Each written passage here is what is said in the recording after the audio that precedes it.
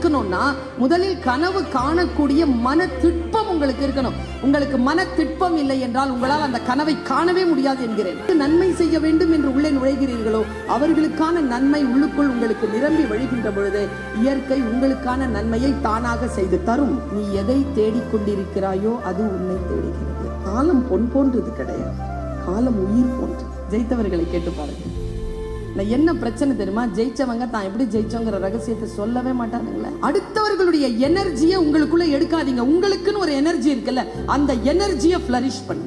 ஒருவர் எனக்கு ஒரு பணியை சொல்லுகின்ற பொழுது அந்த பணியை அவர்களுடைய நேர கெடுவுக்குள் முடித்துவிட்டு அடுத்த பணி என்ன என்று போய் நிற்கக்கூடியவன் தன்னுடைய குருவை விட வளர்கிறான்.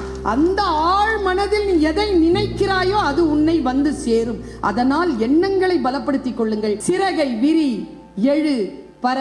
நானும் அங்கேதான் பறந்து கொண்டிருக்கிறேன். வா, சந்திப்போம். வானம் காத்திருக்கிறது. வணக்கம்.